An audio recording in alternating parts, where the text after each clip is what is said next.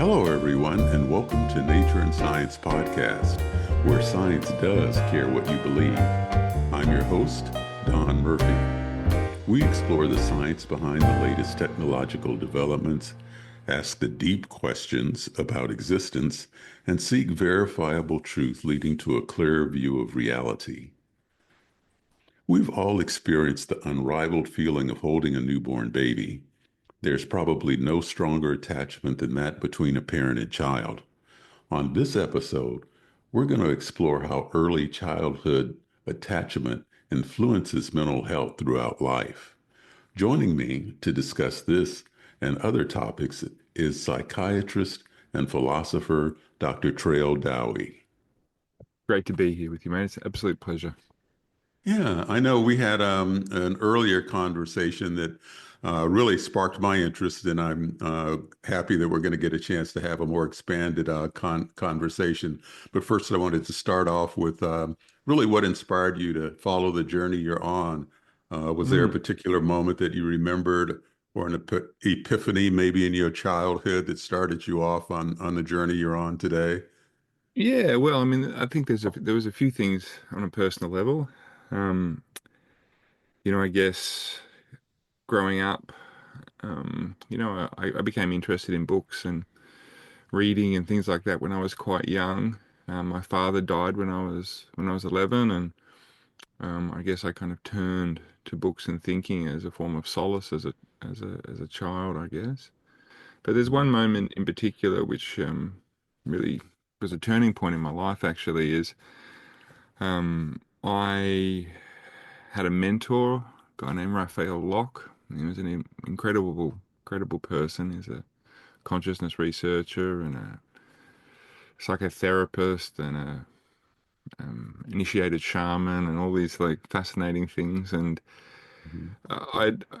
I'd had very close contact with him for a few years, and he'd essentially become like a father figure to me. And How did you two meet, if I can ask? I went to a lecture that he gave Mhm. on ethnomedicine, and I was very interested in that as a topic. I grew up in Northern Australia and was very closely um, involved, I guess, in or exposed to Indigenous cultures, and had an early interest in that for a long time, and it's been a passion of mine my whole life, ethnomedicine. And he was giving a lecture on it and kind of connected, and I was, fighting professionally.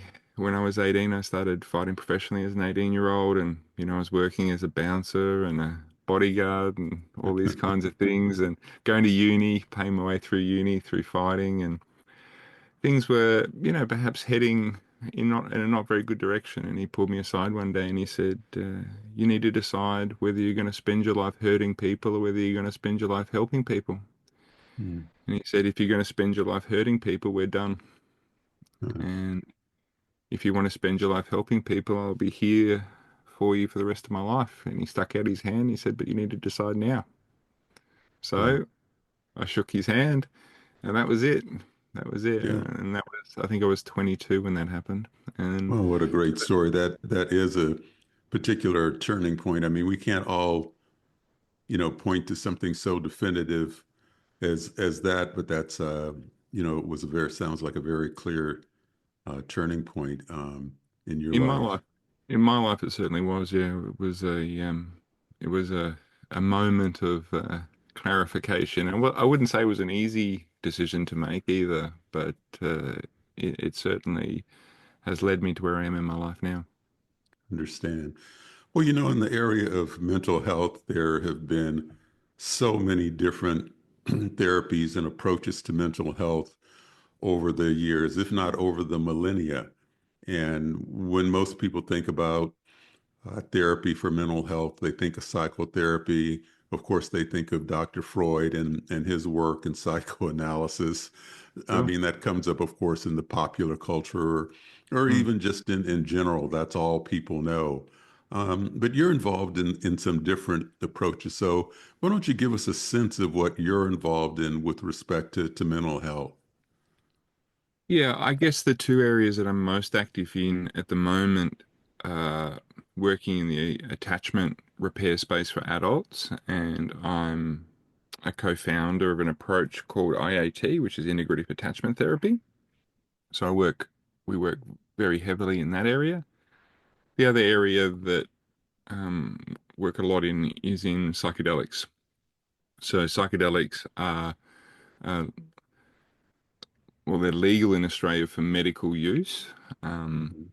MDMA and psilocybin, they can be used under medical supervision in Australia. So we do a lot of work in that space as Mm. well, both training clinicians, but also providing treatment. And so those two areas, the IAT is an international organization that we're involved in, and we train people from all over the world. And the psychedelic work, we focus on that nationally. So, explain to our listeners exactly what integrative attachment means and is. How does that work? Well, it's really important to understand that serious mental disorders seem to be profoundly connected to attachment insecurities. So, attachment is a period of development that occurs, from birth to around 24 months. And it seems to be at the core of a lot of pathogenic processes for human beings when it's disrupted. And insecurities in that level contribute to a vast array of mental health disorders. And so, what we want to do is when we're looking at attachment repair is we want to try and resolve or stabilize that system. Now, there's a famous researcher and thinker in this area named Alan Shroff, and he says before there's a self, there is a relationship. And that's one of the most profound things about people is we become a self by the relationships we're ensconced in. And so what we see is that when we have insecurities around those primary relationships in that early developmental period, the repercussions move all through adult life. And yeah, we're focused on addressing that. So, two questions. I hope I don't conflate Mm, them. I hope they make sense put together. One really has to do with, what is the self? mm, First of all, and so, and what is the nature of this attachment? You talked mm. about it being between the ages of birth and about 24 months. So, are you talking about attachment, uh, baby to mother, baby to Yeah, father, baby to, to to both pri- parents, or yeah, to primary caregivers. So let's take the first bit, which is, what is a self? The the way the self forms or develops is that it doesn't develop from the inside out, as most people might think. It develops from the outside in. That is to say, the infant is a ball of um, affective um, pressures and systems and drives. They cry, they scream, they have these kind of very biologically driven needs. But there isn't a reflective self structure involved in that. The infant doesn't go, I want to be fed. It doesn't have that capacity yet. What it experiences is just pure distress. But what happens is a primary caregiver who attunes to that nervous system is able to understand what is needed and provide what is needed. And in providing what is needed, the child begins through basic learning to pair what is happening with what is needed. And you can see what goes on there is eventually the infant goes, I want to be fed. An I comes into existence. And this continues to perpetuate. And so what we begin to see is that there is a relationship of self and otherness that starts to form. And as the infant is completely reliant, I mean, as you know, there is no other organism on life in all of life on Earth that is so reliant on its parents for its development. Mm. Yeah, I don't know in the United States, but I think in Australia the average time that a child leaves home is 25. It's 25 years. It's a big investment. Right. And so this kind of relationship of regulation and connection is what builds the child. And if we think about what a self is, eventually a self becomes formed in what I like to call an I am me, not me loop. Mm-hmm. So I am this and I'm not that. Mm-hmm. And it's that process of differentiation that seems to be critical for the formation of a self. And if we think about that in how we talk about attachment and about what attachment is, we can understand it from a biological perspective, in an evolutionary sense. It's a set of highly instinctive behaviors that Mm-hmm. are evolved for protecting infants from harm and to promote survival, right? That's what attachment does. It ensures that the child is going to survive and move forward in life. But it's also very relational, and it's a kind of experience. And most parents who are mentally healthy and stable will be able to articulate this quality that they experience with their own children, a way of kind of connecting to them. And that connection facilitates all these other components of love and care and sacrifice and all the things that humans do. And, at another level, it's an individual psychological process. And it's an internalized relationship with the caregiver. That's what attachment is. And so it's a series of patterns. Mm-hmm. And these patterns become really important because I internalize those patterns and I use them as a kind of template for how I think about relationships going forward. And that's what's called an internal working model. And one of the most fascinating things, of course, is that you'll see that a lot of people in their adult relationships will be continuing the same patterns. They'll have multiple relationships, but they'll be the same kinds of patterns. They're often, but not always, examples of the internalized internal working model kind of idea. And so there's a number of ways we can talk about attachment. And if you think about that, it's this incredibly powerful force that affects human psychology. It's not purely psychological, but it's profoundly biological as well. And so if we think that life is not really that safe, Mm-hmm. life is not guaranteed to any of us, then what we understand is that attachment is required, and it's required to protect us from the world.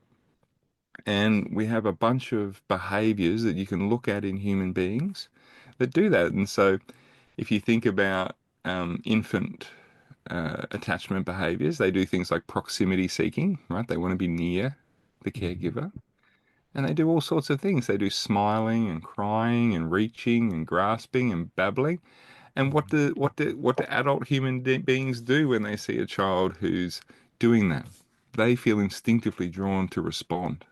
Mm-hmm. You notice when adults talk to an infant, the way in which they're talking, exaggerating certain words, talking in baby talk. These are all characteristics of the attachment dyad. And it's very, very powerful. And it's a process that I can't stress to you enough how important it is in adults to develop what we call a secure base. And so when we have a secure base, we are confident in our emotional and psychological availability or access to our caregivers, and it supports our confidence to move into the world. And so, one of the really fascinating things for me is that attachment is connected to mediating fear responses.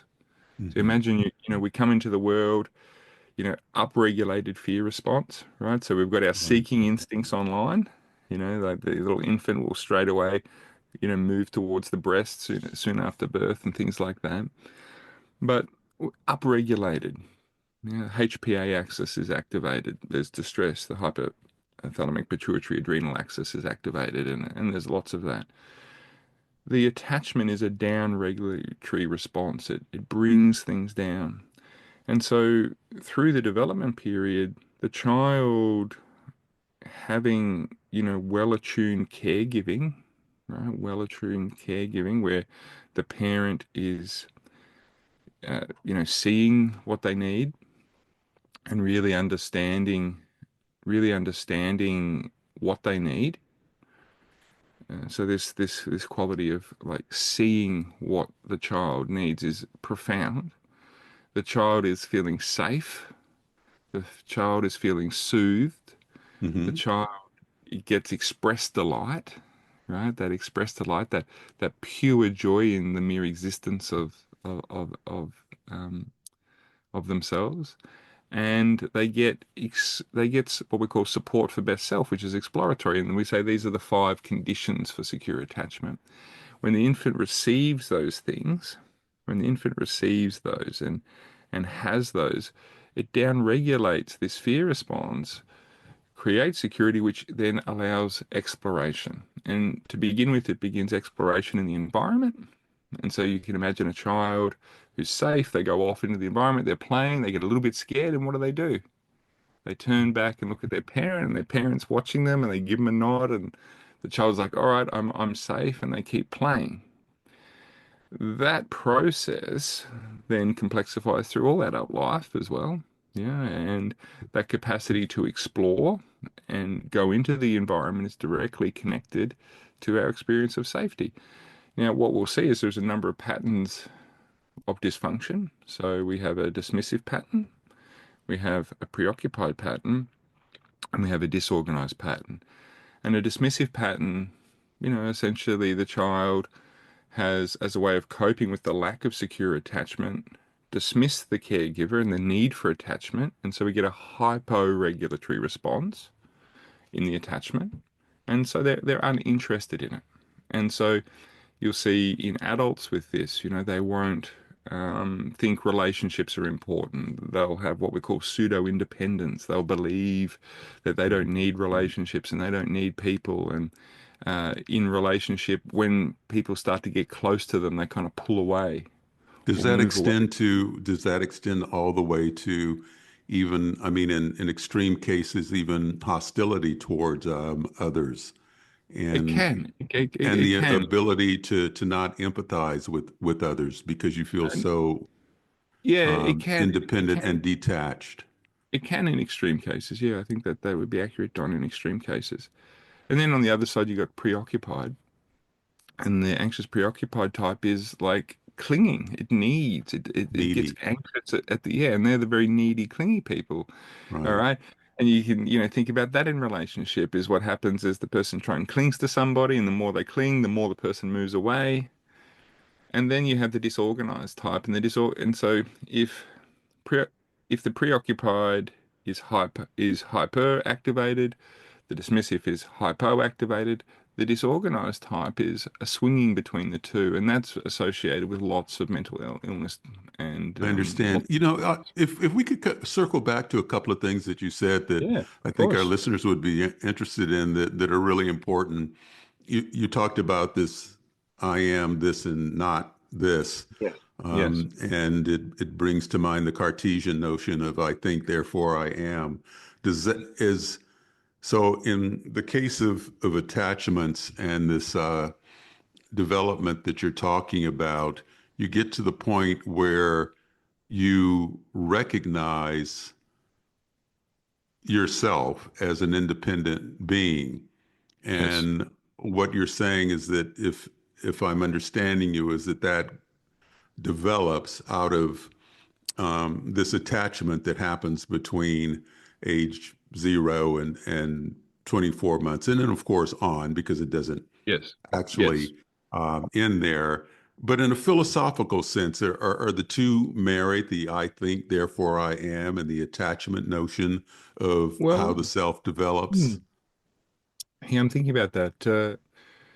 The, I guess the bit that you're picking up on there is the I think, therefore I am, you know, Descartes, cogito ergo sum, is is a way of kind of naming existence in some ways, isn't it? It's for Descartes it's really a way of talking about what primarily exists. So he develops a kind of you know a substance-based view of the world based on this. But I think for me, when I say the I am me, not me loop forms, I guess what I'm really kind of talking about is the way in which the self forms in this very complex developmental picture, right? We look at human development, there's all these complex features, but at the core of it, that sense of knowing who I am is also connected to knowing what I'm not. Yeah. Mhm. And when we get Mhm. confusion in those areas, that's when we get problems. Like I know, for example, that I am a man and I'm not a woman. Yeah. Mhm. But, for some people, you know, they can have, gender dysphoria where that's not necessarily that clear to them.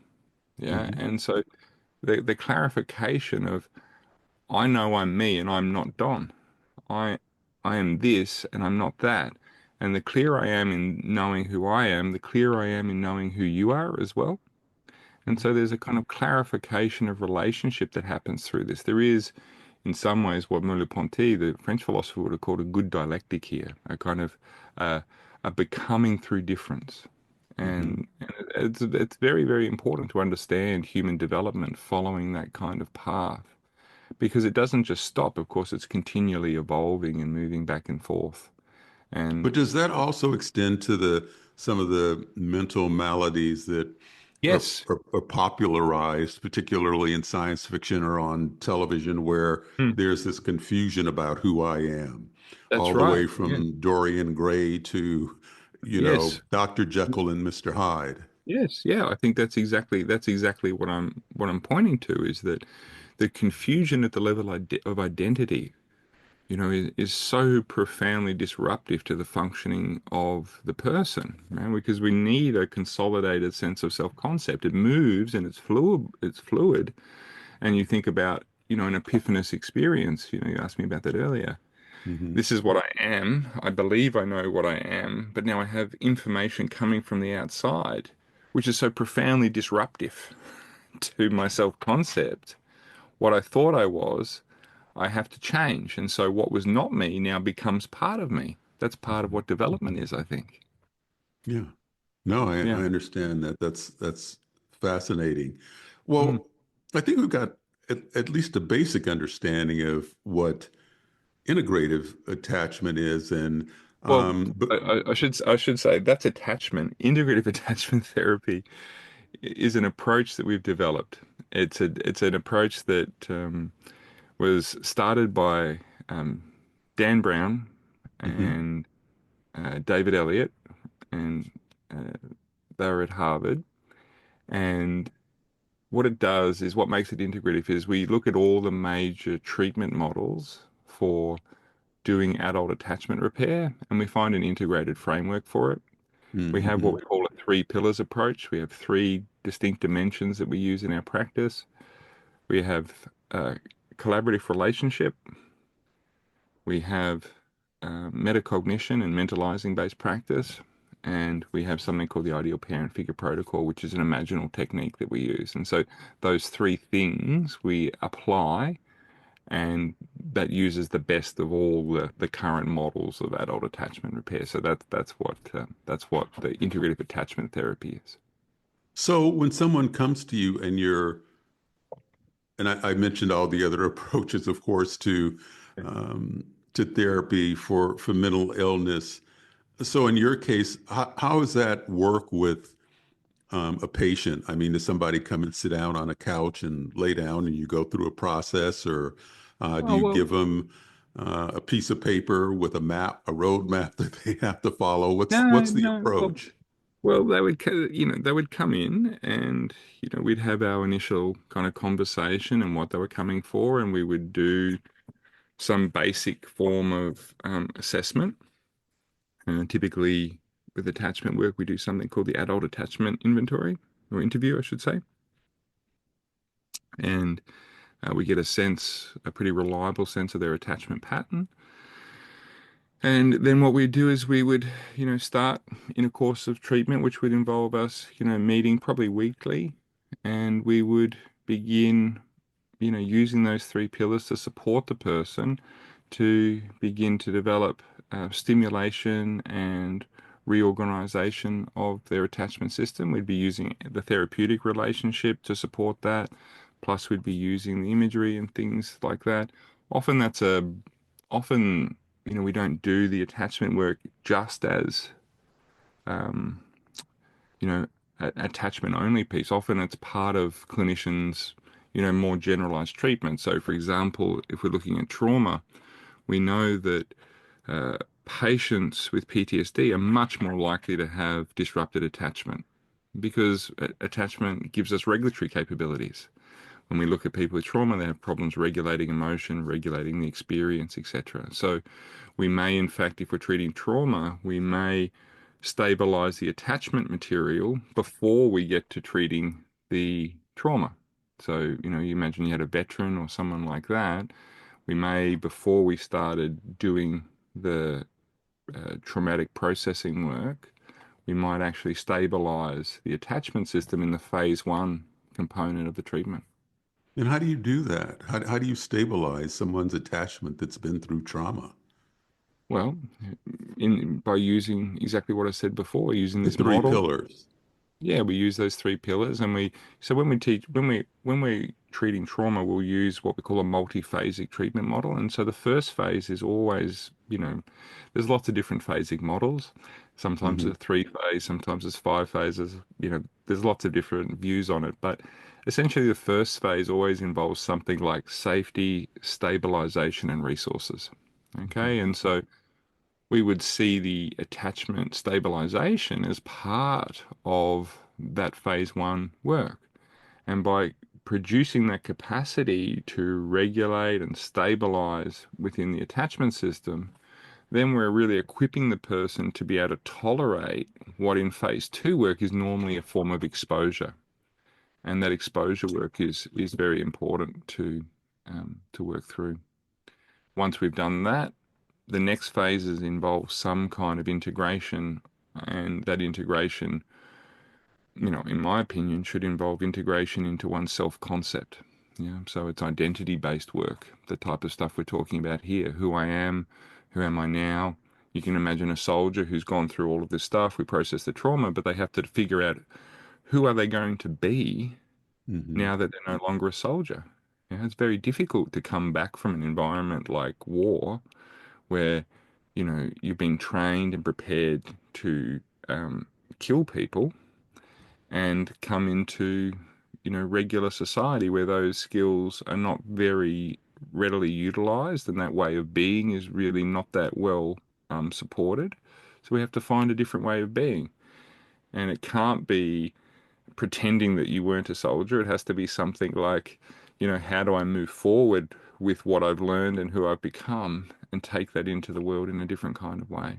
And so So I that, did I did a thought experiment knowing I was going to have this conversation with you, and it kind of came up organically between being awake and being asleep. And I said, this is something maybe I could use in my conversation. But I mean, in my thought experiment, I I tried to imagine a soldier seeing his compatriots, killed in mm, very gruesome ways. I don't need to mm, go into the gruesome details of my thought experiment, but I went as deeply into it as I could so that I could imagine mm, what yeah, it must be like.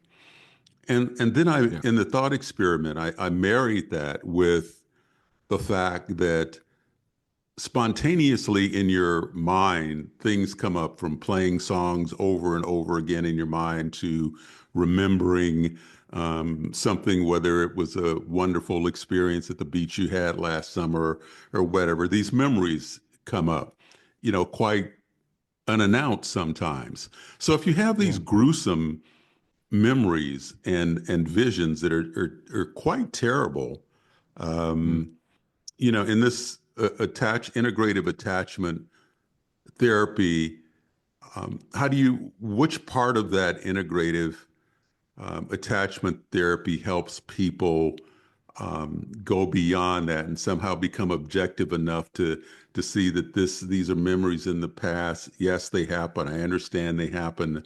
but I'm not going to let them rule my life any longer, which seems to, I guess, would be the objective. Yeah, well, I mean, that's a really, really profound question in some ways, Don. I mean, the if we think about perhaps if we take that just out of the the soldier register and talk about how trauma appears with people with developmental injuries.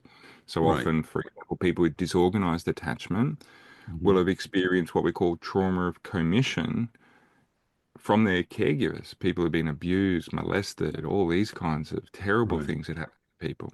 Right. And they'll have exactly what you're talking about. And so how do we work with that? Well, what we're trying to do is understand how memory systems work here. And it's really important to have some sense of the way in which, memory operates and having a feeling for how, memory plays out for people. And so what we might say is that at one level what we have is enacted memory. Memory that is there from the very time we first begin living. Yeah, uh, it's not memory in the way that we often think about it, like it's episodic. Rather, Hmm. it's a memory that begins at the level of biology, and it's about feelings, it's about reactions. Sure. It's not cognitive, it's felt, and it's very profound that those early experiences can then start to shape the organism. You know, what we see is that narrative memory really only comes online around 18 months, 24 months. Yeah, Hmm. and it's not fully functioning for most people. The hippocampus and stuff isn't fully developed until about 36 months. So our ideas of cognitive thought-based development come on much later. So when we're working with people who've had these experiences and they've got disorganized attachment, even the idea of imagining ideal parent figures, which is what we do. We use the imaginal system rather than the memory system, is terrifying. It's often too difficult for them. And so what we do is we slowly and gently develop that. And we have a number of techniques that we use to generate safety and increase that feeling of safety that allows them to get that slow stimulation of the attachment system. And when we're doing this work, we're paying really a careful attention to when a person flicks into memory, Hmm. and we're trying to make sure that we stay out of the activation of memory, and we're trying to stimulate the attachment system using imagination. Hmm. And so using the imagination, we're not we're not trying to create new memories. Yeah, it's not like we're trying to pretend that we had a great childhood. It's not that. It's that the the part of our neurophysiology that produces this attachment experience is able to be stimulated now. It's there. And even so, if it's imagine someone who's got a hypoactivated or a dysregulated, disorganized pattern or any of the patterns we're talking about, by going in and providing this kind of work, we begin to create repair. We begin to titrate this biological system using psychological means. And Hmm. so it's really quite powerful. It's quite interesting how it works because I know before I started using this method, I would use a classical kind of psychodynamic approach to attachment repair, and it would take a very long time, and it often wouldn't work. Hmm. And this model, that we've developed, it really does work, and it works, incredibly effectively, very reliably. And so uh, that capacity to kind of stabilize um, that biological material becomes really important. And I guess I want to kind of I don't want to ignore what you're saying about soldiers because I care a lot about veterans. I've worked a lot with them through my career, and what I want to say is there's a really important difference to be made between remembering something and having a flashback or a intrusive memory. Hmm. And, it's very important to recognize that no matter how much work a soldier does, they will always remember what's happened. Hmm. Of course. But there's a big difference between having the capacity to hold the rich affective tragedy of the experience and feel sad and hold that as a person versus having it happen to them. And when it happens to them, it's a symptom of PTSD. Yeah, so remembering is not a symptom of PTSD, but a certain type of intrusive remembering where they're transported back into the experience, it's involuntary, and it Sure. impedes their functioning. That's something that needs treatment, and it's very important that they receive that treatment because it won't just go away. And because veterans often, find it difficult to feel like anyone could understand what they've been through, they often, you know, they often go to self-medication as a strategy. Hmm. And that self-medication is very problematic. And that, of course, leads to, one of my other areas of interest, which is psychedelic medicines, which can be profound in the treatment of things like PTSD. Well, let's talk So, about that for a minute, and because yeah, you do use psychedelic assisted therapy, and exactly how does that work, and how does it differ from self-medicating? I mean, someone who, yeah, I mean, I had an uncle. I mean, it was a family lore who was extremely traumatized by World War II, yeah, and he was only whispered about to some extent, but kind yeah, of everybody knew he went through this trauma, yeah, that he self-medicated, used drugs, that he was never the same after yeah, coming back. yeah. And of course, back then there wasn't the same kind of attention paid to PTSD and the kinds of treatments that we have now. But in terms of psychedelic assisted therapy, how does that work, and how do you do it so that a person doesn't become opioid addicted, for example, in Mm, trying to yeah, cope? yeah. Well, first thing to say is psychedelics are a specific, category of medication or drug. The word psychedelic, Humphrey Orman you coined that term 1957, and the term psychedelic, um, it's a really interesting term because it's, you know, psyche and psyche, this important kind of word like the mind, Hmm. and then delos, which means manifesting. So it's a mind manifesting substance. That's what it does. It reveals the mind. And so these categories of medication are different to things like opioids. Um, they're different in lots of ways. The basic categories of them, you have the kind of classical psychedelics, which would be LSD, psilocybin, mescaline, etc. And then you have intactogens, so they would be things like MDMA, um, MDMA2CB. There's a number of these, and these are the ones that really they use a lot in trauma treatment, which are about connecting people to their feelings, to relationship, decreasing the fear response, etc.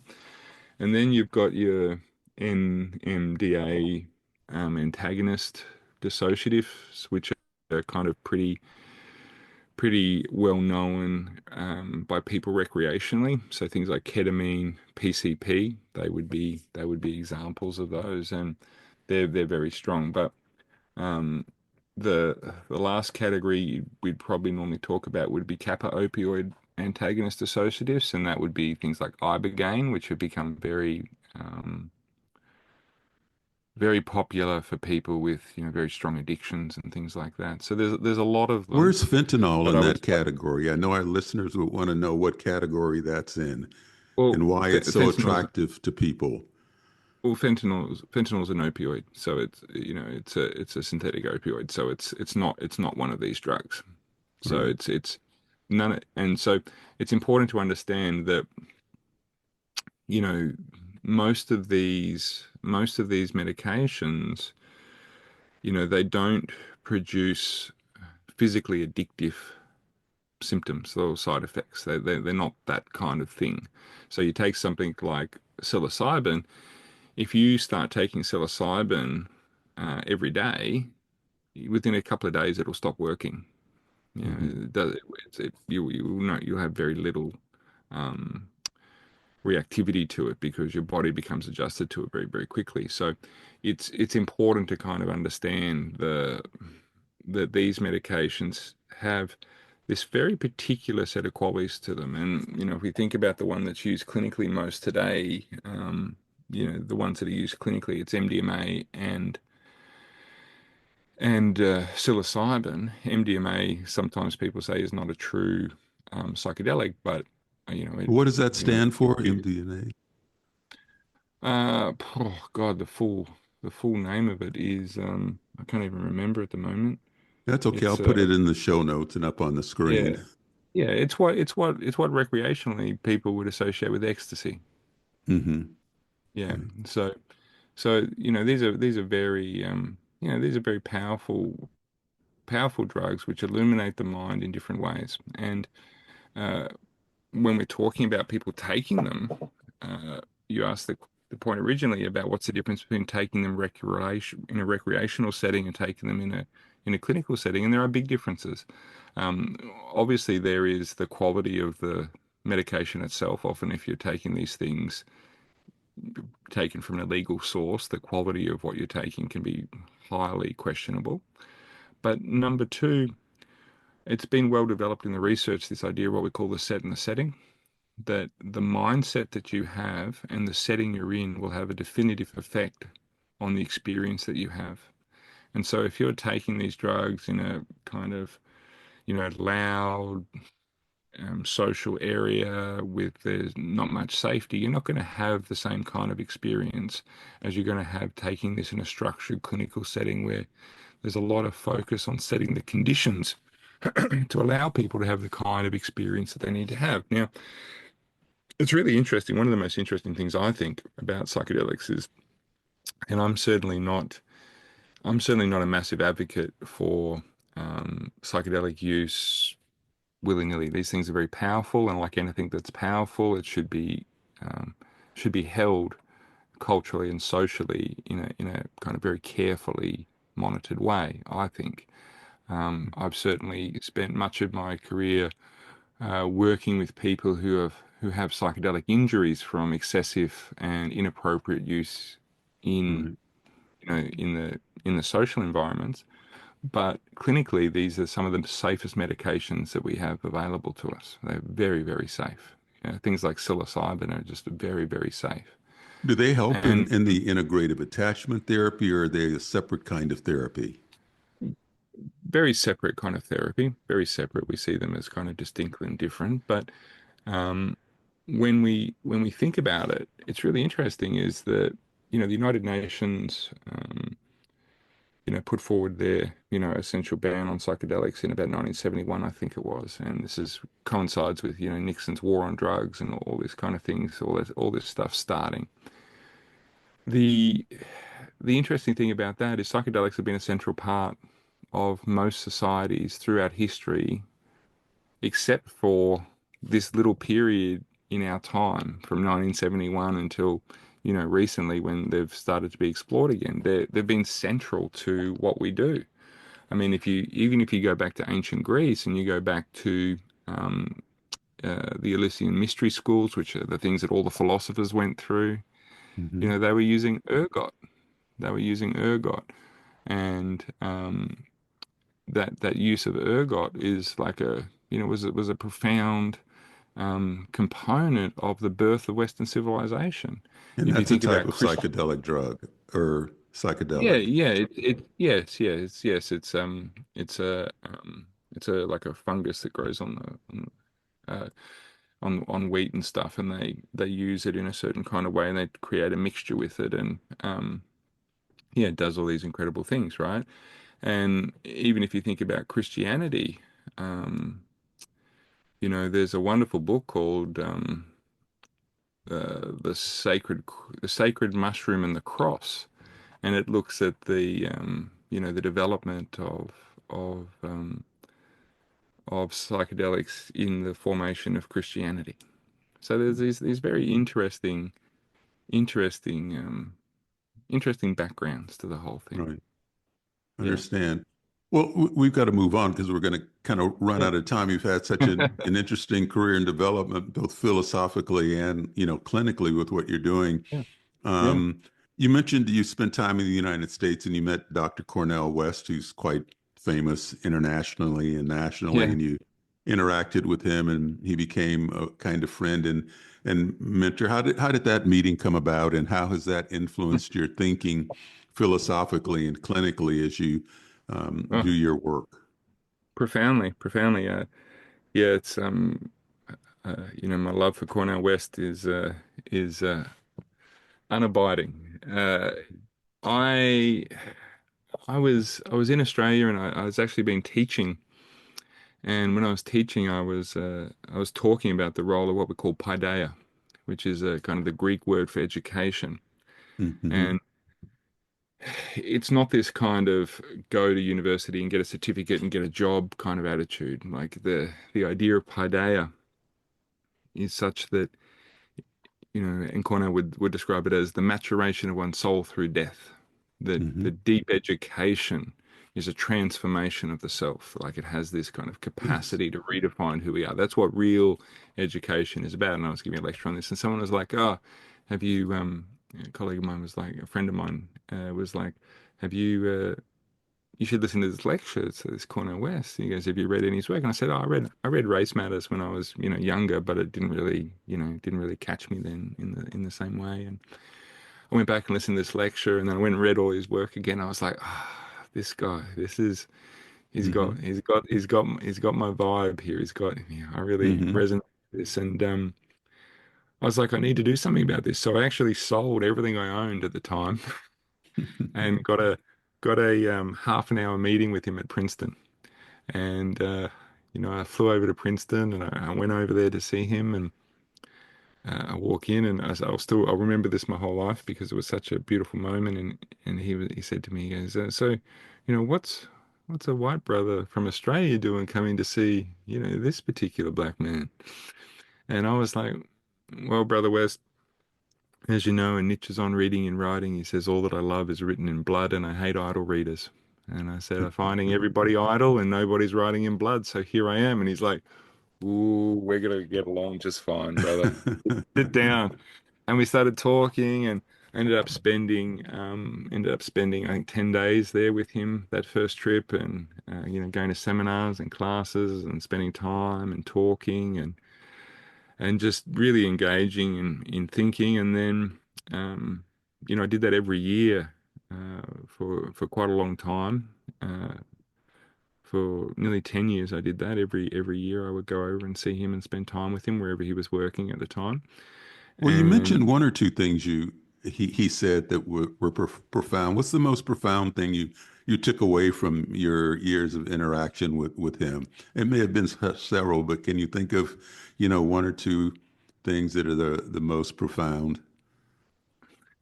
well, I can think about things being profound, in two ways. Things being profound to me personally, his capacity to say things to me personally that kind of really really shook me up and changed me in some ways.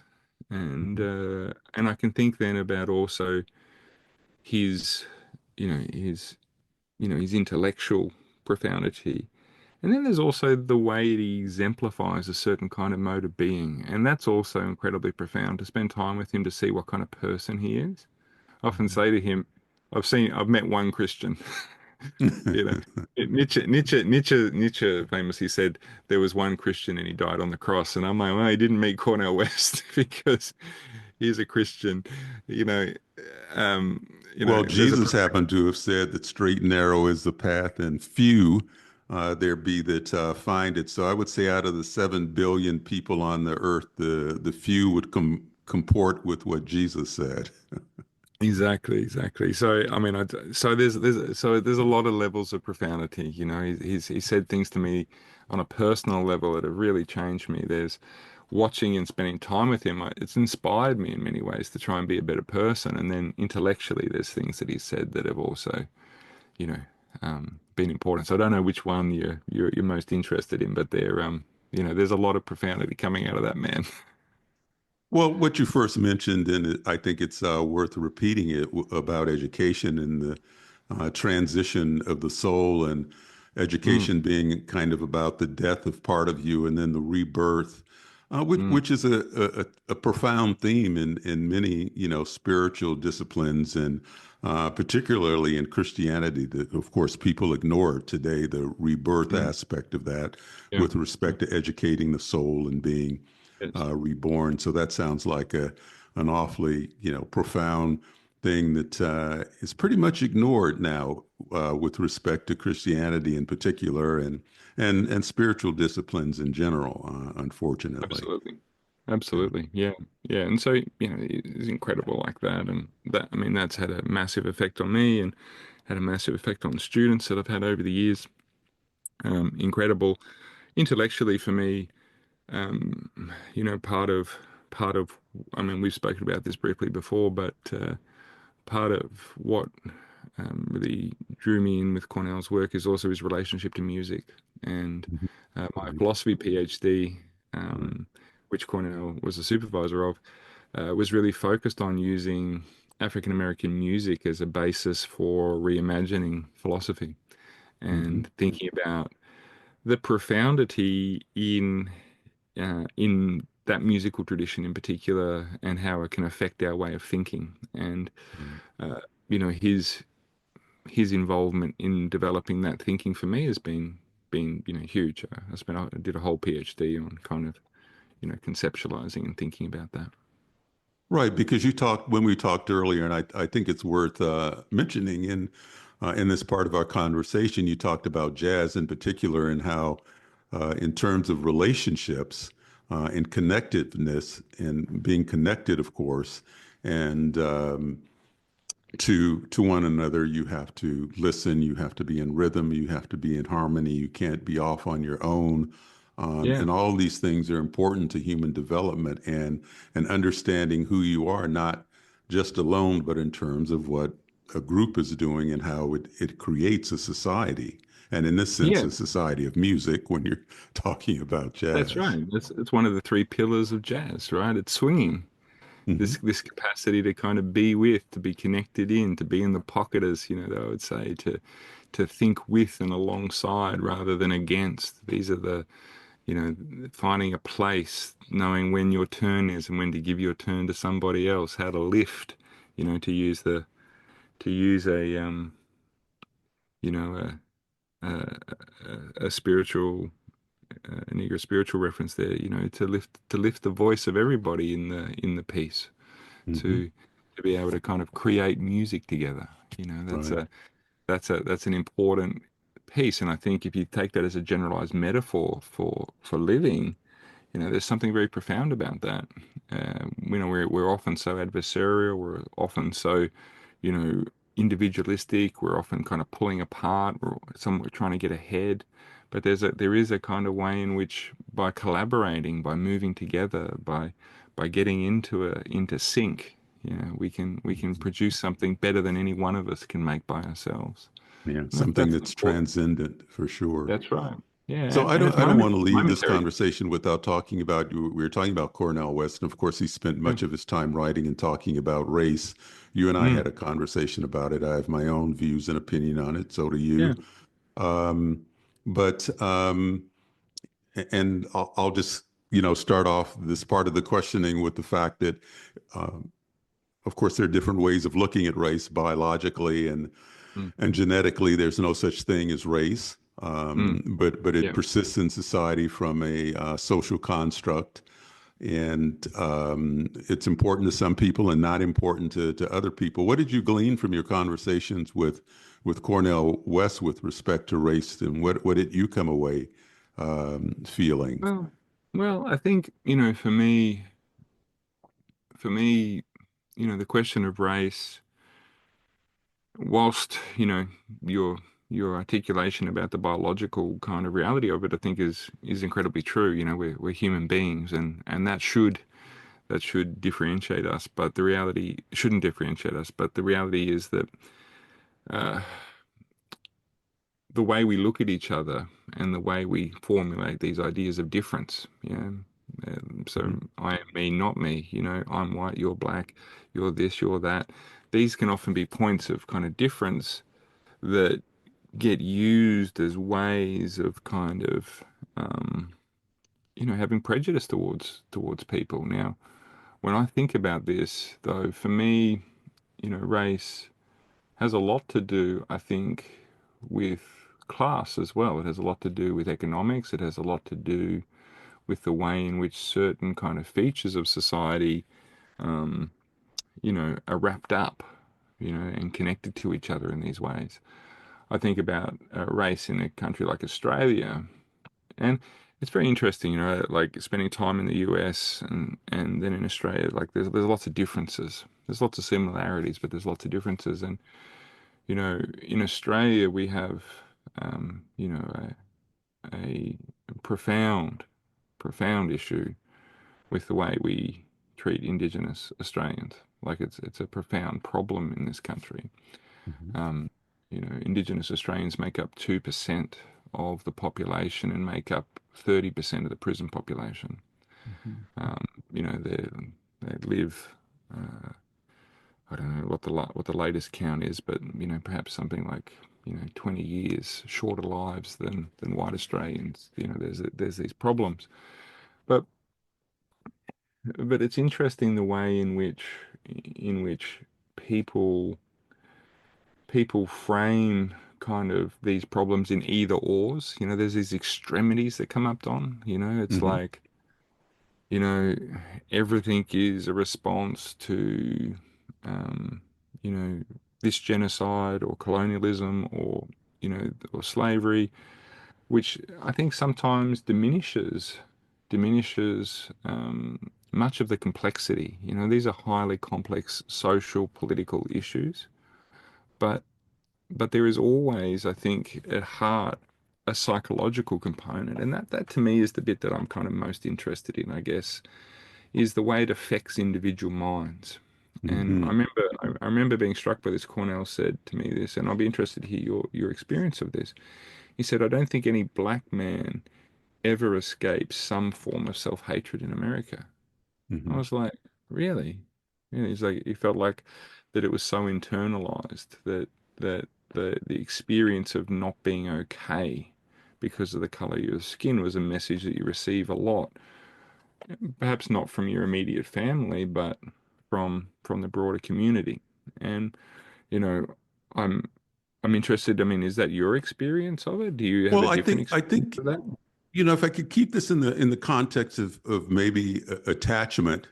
Mm, um, I remember very distinctly in my the culture of my family. And when I say family, I mean my close knit family, my mother, father, mm, and my brothers, and maybe grandmother and some of my aunts and uncles, maybe most of mm, my aunts and uncles. There was a very clear, I guess you could call it family philosophy, that we were better than anybody else. And so yeah. that was the notion I was brought up with. So it never entered my mind that I was inferior to anybody else or Mm, I would have a yeah. um, self hatred kind of thing. So I think it depends. I think it Yeah. depends on the kind of um, attachments you had very early on and what was That, communicated to you that's uh, yeah. psychologically very early on. That's very interesting in of itself, though, isn't it? Because in some ways, that's a response or a remedy to what was a cultural problem. I It mean, could Cornell be. Cornell Hmm. has a very similar experience growing up. That his the love and care and like lifting up quality within his family, and then having experiences then later when he's encountering the outside world and it being a kind of shock of difference, when he went to school and treated in certain ways in school or whatever it might be. So it's yeah, I think it's really important to understand that, for me, you know and this is kind of unpopular today, this kind of Martin Luther King kind of value of colorblindness and things like that. They've kind of fallen away and been replaced by, what we might call, forms of essentialism, Right. where that's the most important thing. To me, it's not the most important thing. To me, the most important thing is the quality of one's character. Hmm. Um, you know, Cornell would say that gangsterism is phenotypically promiscuous. Yeah, so so it's about being a good person, but at the same time, I want to acknowledge and understand that there are realities of people coming from different positions where they may have suffered and felt, persecuted, subjugated because of something like the color of their skin or their cultural background. And for me, what I find most interesting is the response. It's the response that I find most interesting. And so that response that you were talking about there, to me, that it's just such a beautiful part, of African American culture is this these radical forms of love as a response to this. And I Hmm. think about the cultural resistance, which has brought us the most important cultural movements. If you think about the effects of blues, jazz, R&B, and hip hop culturally around the world, like could you think of Right. any forces that have had more influence at a cultural level? And these are all forms of cultural resistance. So I think there's this kind of beautiful kind of connection here between um, the cultural resistance in the forms of art and also the backdrop of Christianity and the role of love and Sure. how that's put forward. And so they're very, very, very interesting to see the way we find responses to these things. And Yeah. I Well, find, I was responding to your question solely mm, with in the context of Dr. West, yeah, feeling that, you yeah, know, there's probably not any African American man that doesn't have some yeah, level of self, hatred or however yeah, he yeah, phrased it, and I would just disagree with that. I mean, I don't think yeah, that's true yeah, across the board. I think it's true in many circumstances, yeah, and the reasons for it are varied depending upon the the culture and the circumstances that people were raised in or brought up in.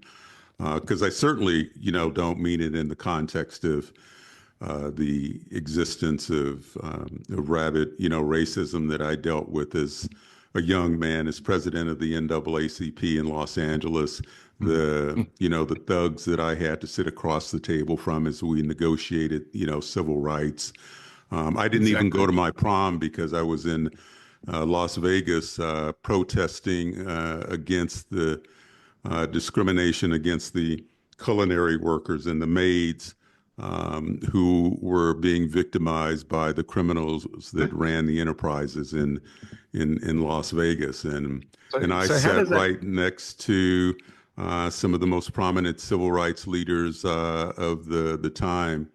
Um, and then across at the other end of the table, there were these criminal figures that we had to negotiate a better wage with. So I certainly, appreciate and am painfully aware of the kind of struggles that racism and race consciousness in general has caused throughout the nation. And then I was one of the first people to.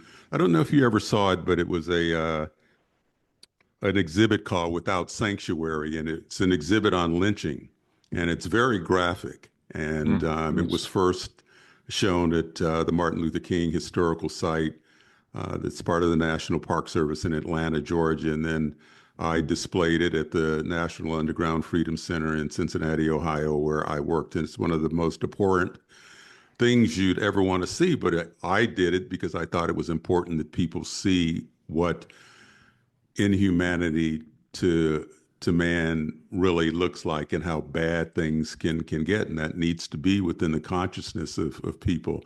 And we actually had psychological Yeah. professionals on hand, so that as people came out of the exhibit, if they needed psychological care or counseling as a result of seeing those horrors, they could get it immediately. So So Don, how does that not get onto the inside of you though? How do you face all of that and not internalize it?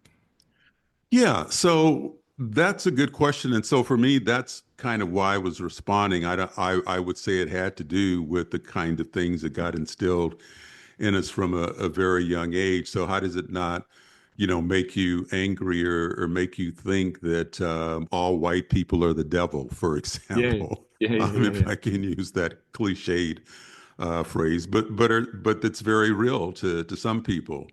Yeah. Um, It so reminds yeah, how does it it rem make me not feel yeah. that way? I think goes back to and why I keyed on what um, Dr. West was saying about education and the transcendence of the soul. I think there's a part of your soul that can transcend Mm, with the right kind of education, the right kind of background, the right kind of input that gives you a sense of stability and beyondness. I'm making up words yeah. No, I love here. it. I love it. It reminds me of W. B. Du W.B. Bois's, Du Bois. Mhm. yeah, his Black Fire trilogy. You know, those four questions, the what does integrity do in the face of oppression? What does honesty do in the face of deception? What does decency do in the face of insult? And how does virtue meet brute force or violence? Mhm. That's what I hear in your account there is like the Right. answers to those questions. Right. Yeah. Yeah. Yeah. Well, this has been a wonderful conversation that could go on, and a beautiful conversation. And I feel you're a beautiful soul, and I'm glad I had a chance to have you on the program to talk about, Mm, in particular, these forms of therapy because I think they're so important because there's so much mental illness prevalent yeah. in our society and so much There is. suicide, which we didn't talk about, which we could have Yeah. talked about with in the context of this therapy.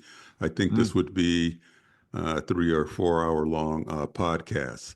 So why don't we do this? Why don't I pledge to have you come back and I'll sounds send great. you kind of a part 2 question where we'll delve into some of these things a little bit deeper.